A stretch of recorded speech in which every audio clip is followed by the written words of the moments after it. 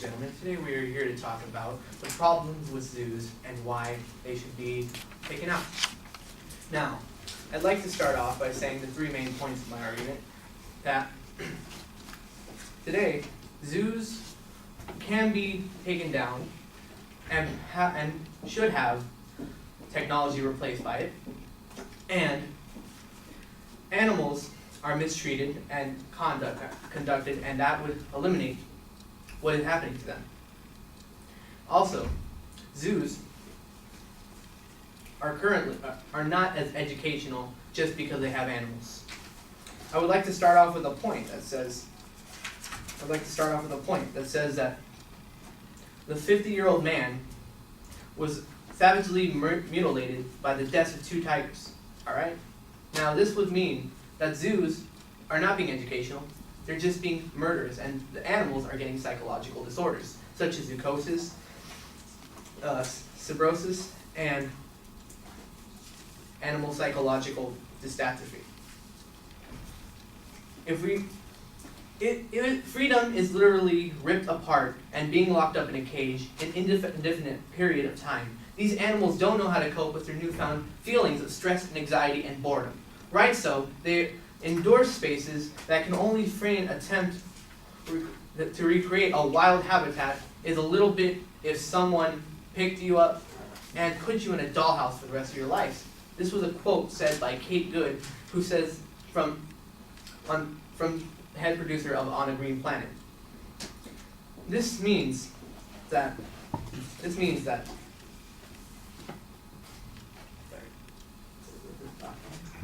okay.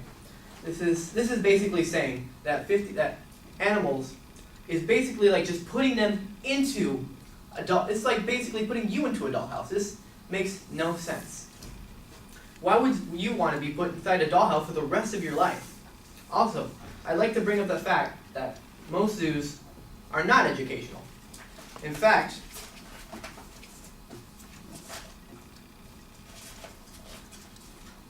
Steve Feldman, a spokesperson from Association of Zoos and Aquarium, has made a membership of $5 each year.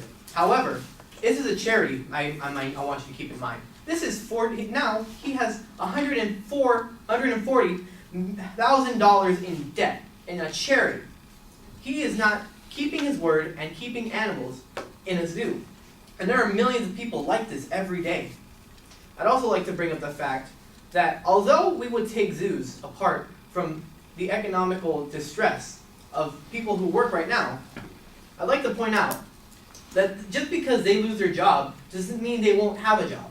For example, if we close down zoos right now, as Al-Fadi said earlier, I'd like to point out that not only this might close zoos for a little bit, but this will also have new jobs opening. For example, we'll have engineering jobs for people who just got out of college, which is great. People need. Do you know that the #1 job, that in the top 10 unemployed majors, engineering-related topics have taken 4 out of the 10, and the rest are music, but that's not relevant to the topic. And now here's a good example. Elephants in the wild are usually traveling many miles in herds. About 10 related adults and their offsprings. They're very social animals. In zoos, elephants are usually kept in pairs or even isolated. All right? Now, keeping animals would not be educational. This would just get them mental disorders. Mainly saying, there is a quote by Noel First from the Daily Motion in the UK that says that there are more than 100 types of lions in Africa alone, which Al-Fadi only pointed out there is only 13 in the world, which is a key factor.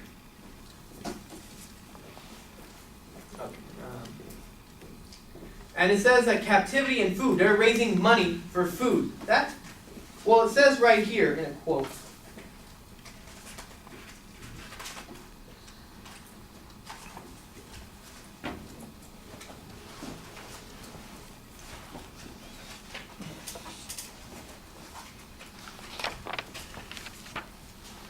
Okay, It says right here in a quote by Beckwith Mark from the University of Colorado Boulder in Colorado, saying that 50% of the animals that he saw were being fed roadkill.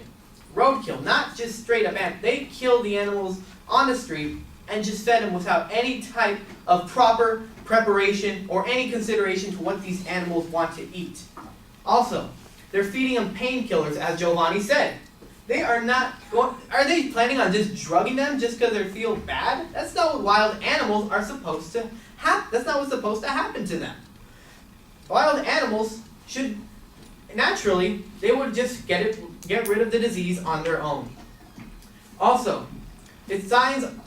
Al-Fadi also pointed out that science prove the education. There is education on the science of the animals.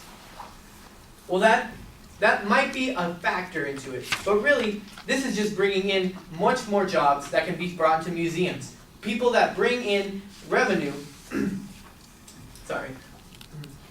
reasoning to why animals could have why animals should be in a museum instead of a zoo.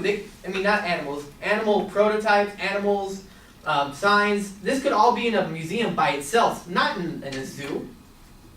Also, Al-Fadi also said that zoos are meant to inspire people. Okay, they could inspire people, but something that also can inspire people is staying relevant with the times and creating technology, which is really a key factor. People need to be inspired because they're losing sense of animal rights more and more nowadays. And also, Al-Fadi said that dinosaurs were in zoos, were not in zoos, and they went extinct because of non-breeding programs. Well, that may be true, but the thing that didn't kill them was not breeding programs, it was the asteroids. They got wiped out by the asteroids, and humans weren't even around by then. Also, the breeding programs, as said by Al-Fadi, would cause more problems than you think.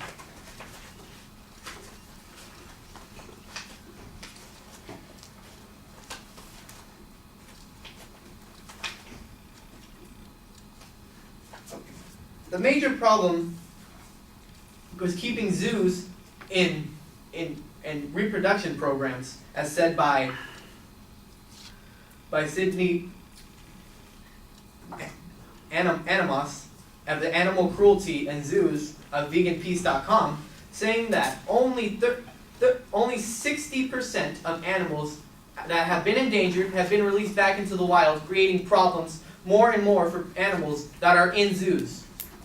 So having breeding programs means nothing more than saying that only a sixth of these animals are going to make it back to the, and four out of them, 4 out of the 10 are just going to be dead or not even made at all. So having mating programs would be a major problem.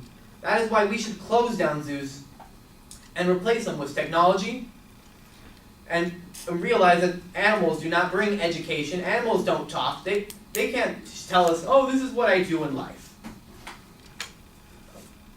All right, thank you.